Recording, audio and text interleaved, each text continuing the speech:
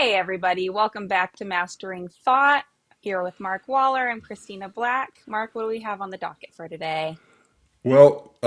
We kind of left things up in the air on the thought watching exercise the last time we were Yeah. talking.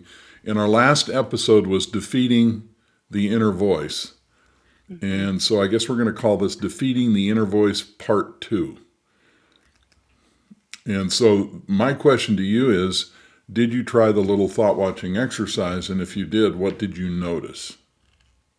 Yeah, I've been more and more comfortable with it and just recognizing that um, I don't need to stress out about having a thought. It does happen. and, and it does quiet. And even I shared it with my 10-year-old kid, and she even said, that she noticed that she's not thinking as much. The voice isn't talking as much in her head when she does that too. So I was very excited about sharing it. Okay, so you raise a good point. When you stop believing that you are the voice in your head, the analogy I use is like a bonfire. What does a bonfire need? Fire. It needs fuel. Wood, I meant to say. Leaves. So so the voice in your head needs fuel. What is the fuel that the voice in your head needs? The fuel is the belief that it is you. Ah. So when you stop believing that you are the voice in your head, you're no longer fueling it. Mm-hmm. So and again we call this disidentification. Okay. And so what happens after you disidentify from the voice in your head is the voice doesn't have any fuel anymore, so gradually your head gets quieter and quieter and quieter. Mm-hmm. And so but I was and let me address disidentification, what that really means. So Yeah. I'm wearing this sweater. Mm-hmm. Before I bought the sweater, I didn't identify it as me, as my Mm-hmm. sweater. Right. When I bought the sweater and started wearing it, now I identify it as my sweater. Mm-hmm. I've identified it as mine. Mm-hmm.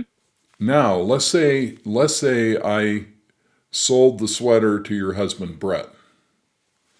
Okay, once he started wearing it, I would no longer identify it as mine, would I? Right. Okay, so the voice in your head is the same thing. We've identified it to be me, but when we disidentify from it, we know it's not me. Mm-hmm. So it's like not my sweater anymore. And so the process of disidentification sets you free from the influence of the voice in your head because you no longer identify it as yourself. Right. Mm-hmm. And remember, where does this come from? I'm just going to bring this back up. The sense of self that goes with the voice is coming from, let me get this over here so I can draw it. It's coming from the default mode network right here. Mm-hmm. Well, this is all autopilot. So this Right. identification is we're identifying with something that's not really ourselves. Okay. Can you help me tighten up on the verbiage with this? Because I was not clear. The limbic system is separate from the default mode network, but Right. they interact, right? That's right. And Okay. everything in the brain is all interconnected, so it's a little fuzzy, Right. but Right. for our purposes, the limbic system talks to the default or influences the default mode network and back and forth. So when you're having a thought like I need to get milk at the store, there's no emotion to that, is there? Right. So the limbic system is not involved in that thought. Okay. But if you think I need to get milk at the store or I'm going to die, okay, now that means the limbic system Okay. the limbic system has jumped in there and turned it Okay. into this emotional thing. So, like, food cravings are more likely from the limbic system if they're not like good ones, not good for you So ones. okay, so drives are Yeah, all sure, from the drives. limbic system, and I'm guessing Okay. this is a little out of my area, but I'm Okay. guessing that appetites would come from the limbic system as well. Ah, Not sure, but I think so. yeah. We gotta, whoever out there is a specialist in that, you should write us an email after. Well, or tell us, inform us in the comments below. Oh, yeah, that's a good point.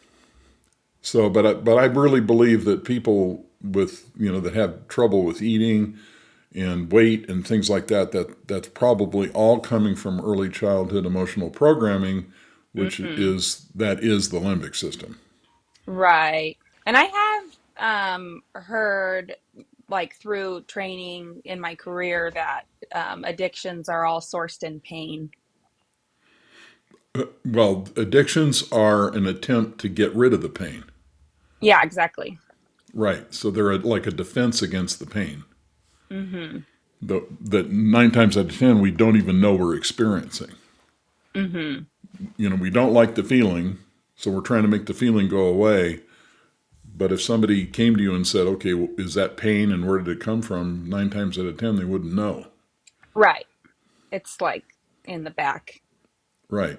So let's Yeah. get back to this for a second. Yeah.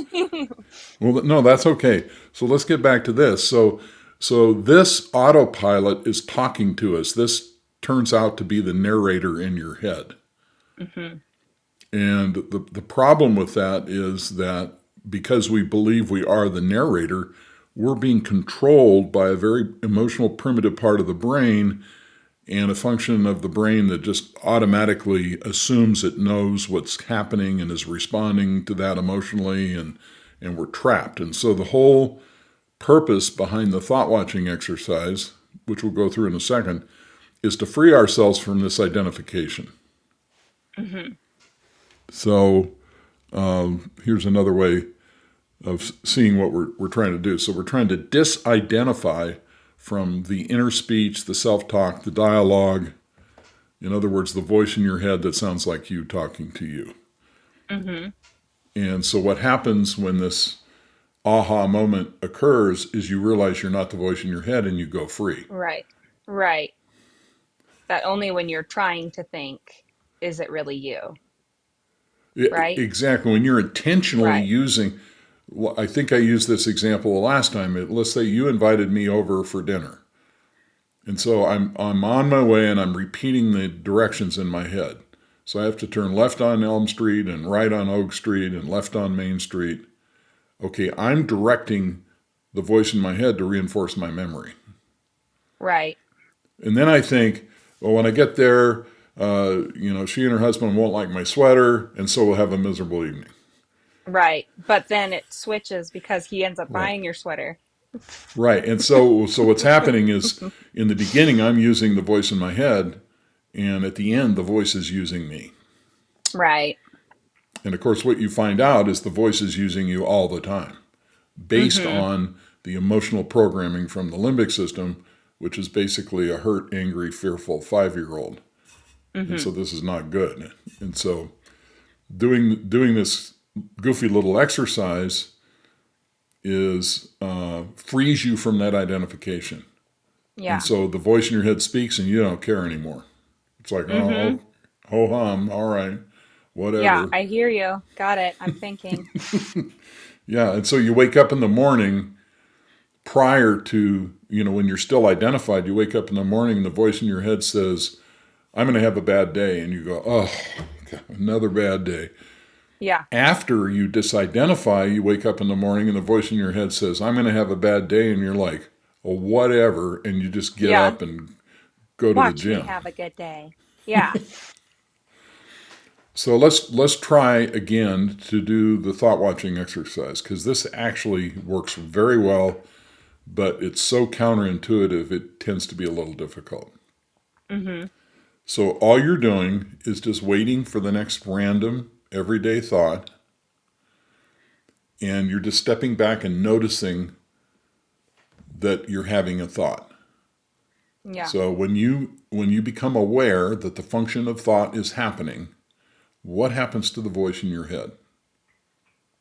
Go ahead and try that. Okay. So the voice in your head speaks. You instantly recognize, oh, I'm having a thought. The instant you recognize it, what happens to the voice? It goes away. It goes away. Now, if you practice that and do it only, you only have to do it 2 or 3 times a day. But eventually there's a light bulb moment that happens and you realize you've separated from the thought and you're observing, and as it goes away, you realize, wait a minute, I'm still here and the voice just went away. That can't be me. Right. And that is when a psychological, emotional, and spiritual awakening occurs. Hmm. And you know it when it occurs. Hmm. And it changes everything. I wonder why the awakening's so widespread. Why does it cover everything? Just because your brain's Because connected with everything? because all the problems we have are the result of believing our thoughts. Mm, See, look, okay. if I get a So it new kind of client, just frees you. yes, exactly, it frees you. Yeah. So Yeah. if I get a new client who's, say, struggling with anxiety, I'll say, well, how much of your anxiety is the result of your thinking? Well, they'll say, Mm, oh, 80 or 90%, or sometimes right. 100%. Right. If I say you're having relationship problems and how much of that is a result of your thinking, when they think about it, they realize, oh, it's all a result of my thinking. Mm, And so what happens is we are in a prison of our thoughts. mm-hmm. This is what the Buddha meant when he said, with your thoughts, you create your world. Mm-hmm. So we're constantly thinking, and because we're identified with this voice, our view of the world and our perception of what's happening comes from the limbic system interpreting our, basically that's our perception, and that is our world. When you do the thought Right. watching, there's a light bulb moment where you realize, wait a minute, that's not my world. Mm-hmm. There's another world. It's been in front of me all along, and it didn't need an Yeah. interpreter.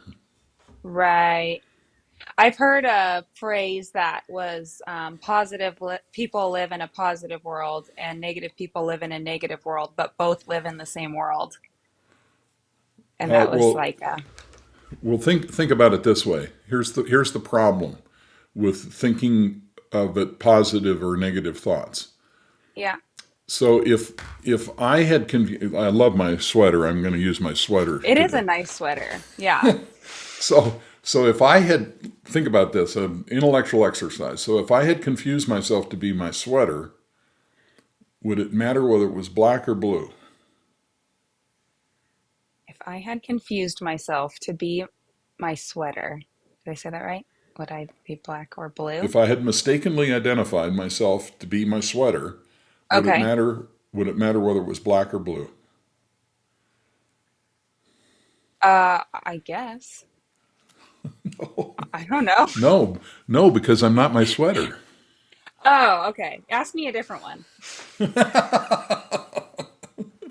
So the point is, we've identified ourselves with the voice in our head. It doesn't matter if it's positive or negative. That's not the I see problem. what you're saying. Yeah. It's just all not you. Yeah, that's correct. If the voice is using you. I think I get And it. Yeah. and this is why positive thinking doesn't necessarily always work or is helpful, because it's the identification that's the problem, not the Got quality of it. the thoughts. Interesting. Yeah. So so let's try it again. Just wait for the next random everyday thought, and the instant you notice it, what happens to it? It just kind of fades away. Yeah, It goes just away. And that's these two networks switching in the brain. So what's happened is when you focus, the task positive network turns on and the default mode network shuts off and the voice in your head goes away. okay. That's how that works. So That's what just so happened in your brain. it's just getting rid of the limbic system circle for your autopilot more often. Yeah? So what we're doing when we do the thought watching, remember the rule is we're only doing it on small, insignificant thoughts. So Right. the limbic system is not involved in those thoughts Right. because they're too gnarly and too emotional. Mm-hmm. Because we're practicing thought separation by observing. Mm-hmm. I don't know if that And addressed what you said. um, I mean, I think it's helpful to say, but um, I guess what I was asking, mm, I don't know. I was thinking about something else you said, so I lost that thought. Okay, so what we've established so far is that every time you notice that you're thinking, it goes away. Mm-hmm. Now, that is the exercise. That's how simple this is. Mm-hmm. But here's what people struggle with. Let me see if I've got some information here. No, that's not what I'm looking for. Maybe I didn't save that. Oh, here we go. So here are the barriers to doing the thought watching exercise that I run into all the time. Overthinking, analyzing, problem solving, and talking back to the voice. So let, Mm, so let's address this. So overthinking means that you're making this more complicated than it needs to be. mm-hmm. Now let me give you an example, and I don't know if I like this metaphor, but I've tried it on a few people and it kind of fell flat. But we'll see what you think. Okay. All right, so here is this boy, and let's say to the boy, I said to the boy, okay, go out and find the first tree. So so what did he do? Yeah, he walked into the forest. He didn't go to the first one. Yeah, he climbed the first tree. He didn't notice the first tree. Yeah. And so this is what happens oftentimes is overthinking. I'll say, okay, notice the next thought, and they will go in their head and they'll say, I'm not going to do this right. Where's the next thought?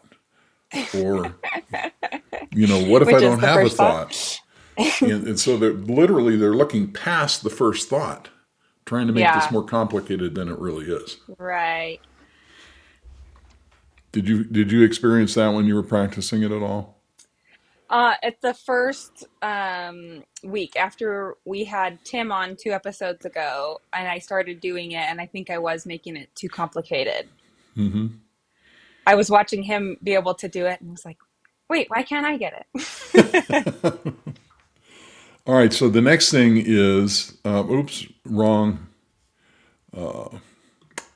There we go. So the next thing is not overthinking, but analyzing. Hmm. So they do the exercise. So they notice the thought, and the thought goes away, and then they start analyzing. Oh, well, where did that thought come from? Well, how come I had that thought? Right. And how does that relate to my problem? And Hmm. so what that does is just completely take away from the exercise. Because Hmm. the simplicity of the exercise is when you observe the voice, you're activating the prefrontal cortex up here and you're rewiring it. The Hmm. analysis is not helpful at all. It Hmm. takes you back into your head when you're trying to escape. Hmm. And so it's oftentimes difficult for people not to turn this into a giant project. Hmm. It's just very simple. It's what you did twice now. You just notice the voice, and the instant you notice it, it goes away. Hmm. That's it. That's it. There's nothing Yeah. further. Yeah. Okay, let's look at the next one on the list. This one is one that crops up all the time, and this makes perfect sense when you think about it. So, and this is my experience. So I'm a therapist, and Pete, you come to a therapist, you want to solve a problem, right? Hmm. So I'm giving you this abstract mental exercise to do. Well, the assumption is you're working on the problem, Mm. but you're not working on the problem. You're doing an abstract exercise. Hmm. And so what happens is oftentimes people make the assumption that they're supposed to wait until they're having a negative thought and then do the thought watching, Hmm. which is not what they're supposed to do at all, but it's certainly an assumption I can understand. Yeah. So if you're coming to somebody you're working on anxiety, you would assume that you wait until you're anxious to work on the thoughts. Mm-hmm. But in this case, that's not what happens. That's not what we Mm-hmm. want. We want to Mm-hmm. ignore the problems, do this abstract exercise when we're not experiencing any emotions, and just practice separating from the thought and watching it go away. Mm-hmm. Can you relate to that in any way when you were doing it? Yeah, the first week is when I think I shared a couple examples that I had, and that's when you realize that I was problem solving in it. Right, And so yeah, it was easy and motivating to want to do it then. right, But I right, understand that you're saying it's way too complicated. right. And you know the unfortunate part is it does work. If you do the thought watching on negative thoughts, the thoughts go away. The problem is the disidentification never happens. Mm, okay, so that's the risk of only doing it like that. Right. And eventually people Mhm. get just give up and they think, well, the thoughts keep coming back. You know, I'm still feeling miserable. Mhm. But if they do it on simple everyday thoughts, you know, for I'll give you an example. I had a client the other day, and I said, this is going to feel like a light switch when it happens. So we Yeah. get off the session. He's walking down the hall to go to the bathroom or whatever, and he says to himself, I wonder if I'm really going to get this. And then he realizes, oh, that was I a just had a thought. thought. Yeah. And he woke up. That's when he woke up. Everything changed. Mm, so cool. So let's look at one more So thing here. cool. So a lot of people talk back to the thought. Hmm. And what that means is, so they notice the thought goes away, or they notice the thought and they say, that's not my thought, I'm not my thought, you know, and they're stepping in to do more. Hmm. And that's not necessary. You just notice the thought and it goes away. And if you You look don't at have this to be on guard. diagram, what's that? Hmm. Like you don't have to be on guard against the thoughts. You're just observing them. Yeah, exactly. And so if you Yeah. look at this, when you do the exercise, you turn on the task positive network, the default mode network goes off. But if you start talking to it, you're turning the default mode network back on. So would both be on? No, no, you're just flipping Mm. it back on. So when you did the Okay. exercise, So it really is just a switch. yeah, these Yeah. two networks are negatively correlated. So you can't Right. focus and observe and talk to yourself at the same time. Well, if you're doing the exercise, you focus and observe, the voice goes away. But if you talk back to it at that point, you're turning this network back on, which defeats what you just did. Yeah. Got it. So, overall, what I'm trying to say is the mistakes people make and the difficulty they have with this exercise, this is so simple that they overthink it and want to complicate it. Yeah.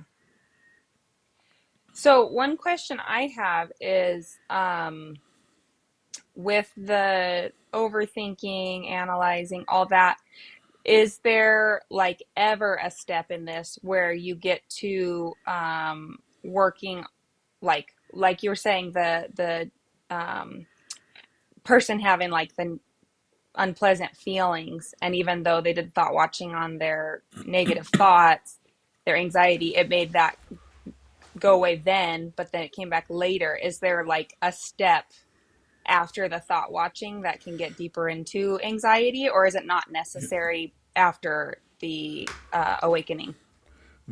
That's an incredibly insightful question because this is a two-step process. The first step is disidentification, and it results in an awakening. Mm-hmm. Now you can actually see the anxiety. Now you can Yeah. actually see what's going on inside of you. So what you've done is you've turned on the light and opened your eyes, and it's a big deal. It's a big awakening that happens. Okay, step two now, and I think what we're going to do here is transition to another episode. Step two is to use your emotional reactions to go take you to the source. Mm. And so once you're awake, you have this massive self awareness. Now you can use your emotional reactions to ask the question, okay, where's this actually coming from? Mm-hmm. And just Mm-hmm. a prelude, is when you have an emotional reaction like anxiety, like anger, like jealousy, like fear, that's all coming from the limbic system. So it's always related in some way or another to your early childhood emotional development. Yeah. An Always. experience or experiences you had. Right. And Yeah. there's a very simple way. Once you've done the thought watching, there's a very simple way of attacking that problem. Hmm. So, And you're saving that. You're saving that for another day. well, yeah, I think, We are saving that. we so you brought something up this morning, and it Yeah. fits right into this model. And so, this is kind of a teaser for people to stay tuned to the next episode. Mm. And we'll go through this, and I'll show you how that works. Okay. All right. Well, it sounds like a plan. And I might add two things. Number one, before we leave, don't forget my books. Oops, that's the tree guy. Yeah, don't climb the tree. Just go to Amazon and buy the books. So, The Dance of the Lion and the Unicorn is a very popular book. Right now, as I speak, it's being made into an audio book, so it'll be available on Audible. It's so And then exciting. Mastering Thought is a book about what we're talking about today, about the thought watching exercise. Mm-hmm. And Awakening kind of bridges the gap. Mm-hmm. So it seemed like there was something else I wanted to mention. I guess it was the Audible book, and that'll be coming out. Yeah, I'm excited about that. I've had many requests over the years. Do you have it available on Audible? Yeah, And it's, Amazon, to their credit, has finally made this so simple that and inexpensive that it's easy to do. So that's that's so being done. cool. Yeah. Yep. Anything in Love wrapping it. up?